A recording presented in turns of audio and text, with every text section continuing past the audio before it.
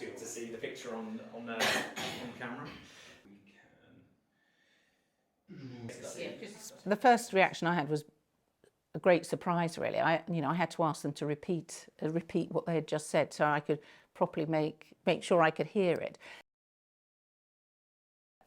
I became a Christian probably in my teenage years, and so I had a sense from then that I probably wanted to do something that was about living that Christian faith out. And of course, at that time, women weren't ordained in the church, so that wasn't anything that ever entered my head. And so being a nurse was a vocation. At first I did think about becoming a doctor, and this may offend doctors now, but I had a sense that actually nurses provided much more holistic care. They were often with patients for longer periods of time, sometimes in those difficult moments. So therefore chose to become a nurse and to take one of the very early degrees in nursing. And I was at the Nightingale School of Nursing and the South Bank Poly to do that. So growing up, we went to church regularly, not always with my parents. My grandparents took us. So we all went to church, and I joined a youth group. And during the confirmation preparation, Steve, who was a friend of mine, asked me, have you made a personal commitment to follow Christ? And I thought, well, I'm not sure that I have done that. So in that moment, we prayed, and that was a sense of which actually it wasn't my family's faith, it wasn't the church's faith, this was my faith. I chose in that moment that I would follow Jesus. And actually we shouldn't underestimate the power of teenage people asking each other about faith. And it was through, I became a Christian through a teenager, somebody asking me a very simple question. So for me, a personal commitment was that moment that you say, well, actually, I want to follow Jesus. I want him in my life, and I recognise that in a sense my relationship with God was through what Christ had done in the past, through his death, resurrection, which it points to a future that's without death and sin, but for that journey that we have on this life, journeying with him and in shaping my life by him and in prayer and study of scripture, that for me was the moment of change. When I moved from being full-time in the Department of Health, I'm to move in the church. We'd just been to Slovenia on a holiday, and I'm not very adventurous, but one of the things we did with my children was canyoning. And canyoning is when you go up this beautiful mountain, but you come down via the waterfalls. And I went up, and I had done all the check on the company. They gave me the sort of hard hat and the life preserver, and I walked up with this chap, and I checked that I thought he was, he's going to treat, we were safe in his hands. And so you walk up, and at some point you have to go down. You have to take that step down this slide.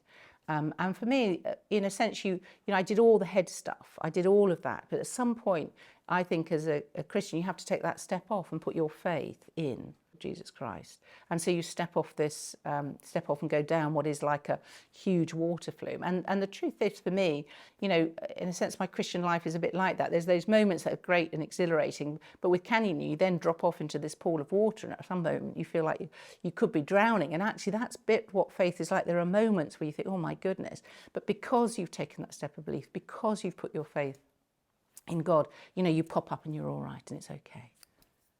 Yeah, people often ask me, what is it like to have two careers? Well, the truth is I've had one vocation, and that was to follow Jesus Christ, and therefore living out my faith and what I believe.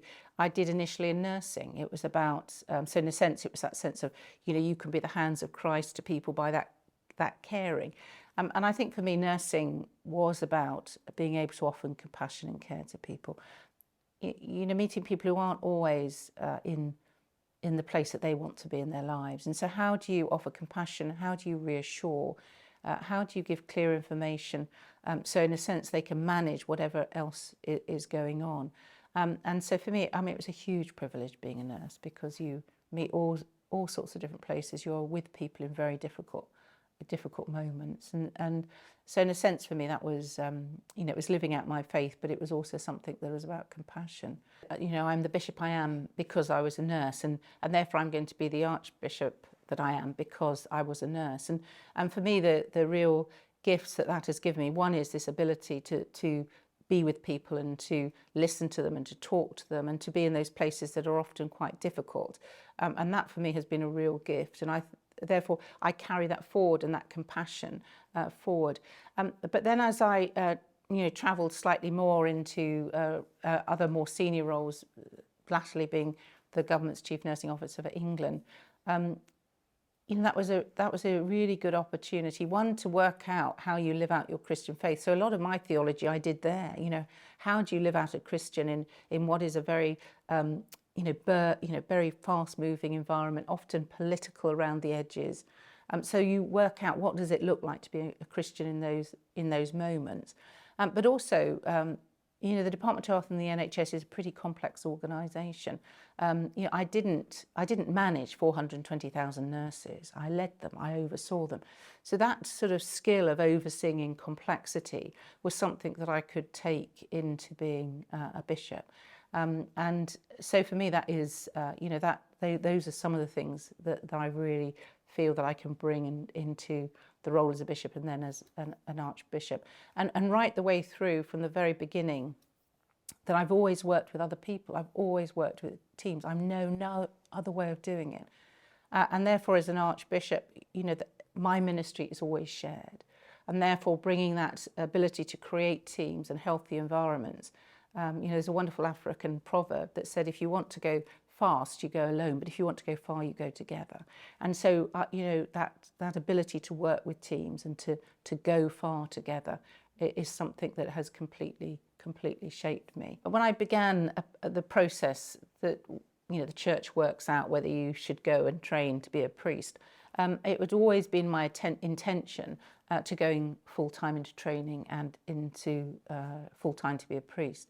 But as I began the process for training, in fact, I was asked whether I would apply to be the government's Chief Nursing Officer.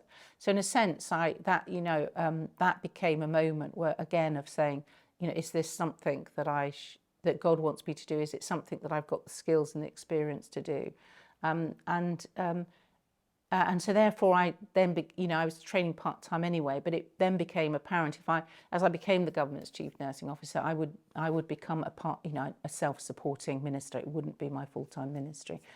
And I think that having been in the Department of Health for 5 years, having been ordained for a couple, I suppose the question for me was, if I believed in the church and I believed in God, was actually, do I use my skills and experience still in the health service in the NHS, or do I begin to use those in the church?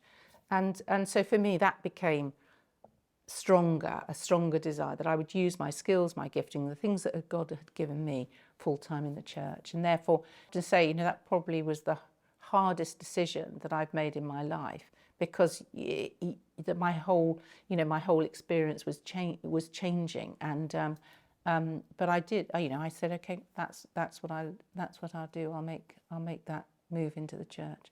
And the truth is, there are occasions I'm frustrated with the Church of England, but I don't regret that at all. I mean, for me, that I don't regret that at all. And so this was the first time that I put my nurse's uniform on. The first reaction I had was a great surprise, really. I had to ask them to repeat what they had just said, so I could properly make sure I could hear it. And there is a sense of, real, excitement about it. And it is that sense in any process that takes you down a route for something like this. You're obviously always asking yourself, and of course there's prayer, and of course there's listening to God, but it's about saying, do I see myself? Do I think I have something to offer for it? And so therefore, when the call came through, apart from being surprised and excited, there was a sense of peace, because actually in the role that they're looking for at this moment, the Church of England and the Anglican Communion at this time, I do feel that God has given me experience and opportunities to be able to offer something in the service of the Anglican Communion and of the Diocese of Canterbury and the Church of England. I'm going to say I'm really fortunate that my family are really supportive. That's not always straightforward, because actually sometimes it's better that they were more critical about your decisions and your choices. But they are clearly very supportive of me. It is also fair to say that they recognise the weight of the office and also some of the challenges that church faces, and therefore they are also concerned for me in terms of going into this role. But I know that they will be there for me. it is the working out of a decision that was made 30 years ago to ordain women. And I'm really grateful for all those that at that time did that work to bring about that change in the Church of England. I walk on the, I walk in the footsteps of those that have gone before me. But also it is, it is important because it says something. It says something to the world about the church, and also it says something to women.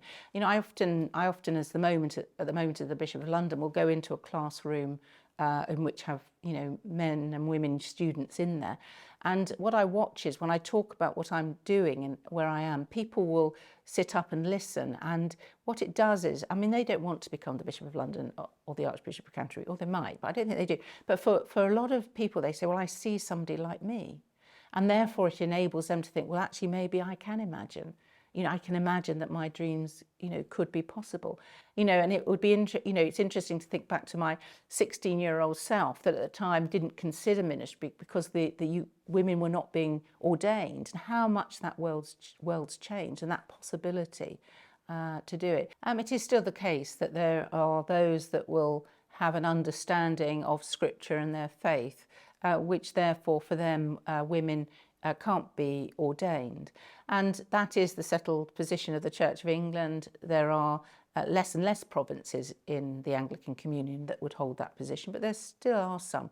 And I think having been a woman in the Diocese of London, probably the most diverse theologically within it, that I think I have learnt a way in which I can work with those who don't agree that I'm either a bishop or a priest in a way that is respectful. And I think that potentially is a gift to the world. How do you work? How do you work and have a mutuality when actually you have a fundamental disagreement, and you do that in a way that is both positive and constructive? Alongside that, I'm absolutely clear that I will speak against misogyny, and things that will discriminate against women in an environment they should not be discriminated against. And I recognise that will be hard for some people, but as I say, I think it may well be a gift to the world.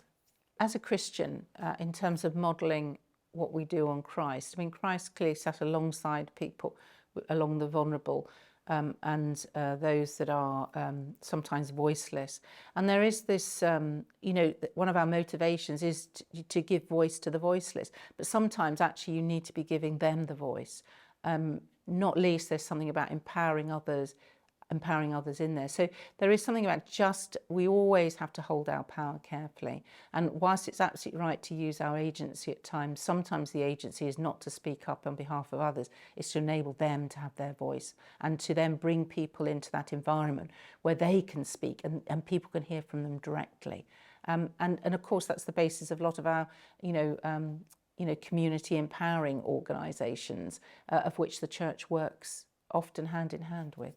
I often talk about, in a sense, God being for me that stronghold, that fortress, that place of safety, and the church is called to reflect God. So they should be that place, that stronghold, that place of safety for people. But also we are called to care for the vulnerable and the marginalised. And therefore, at the heart of our gospel and the heart of what Christ is calling us to do is to make church a safer place, safe for those people to be in. And therefore it is really important that we have been building our safeguarding processes. We have been making it a safer place. We've been involving survivors and victims of abuse in what we're doing, and we need to continue to do that.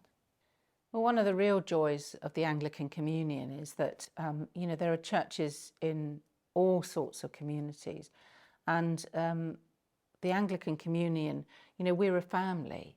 And there is this order of liturgy and of prayers and of scriptures that are said in this hugely diverse communities, but we're linked together with this common history, and that for me is a real privilege to be able to see the way the church in these local communities not only speak of God but actually also attend their community and transform unjust structures. And actually, what I hope to do is to be able to enable them to build on the confidence that they've got in the gospel and continue to do that going forward.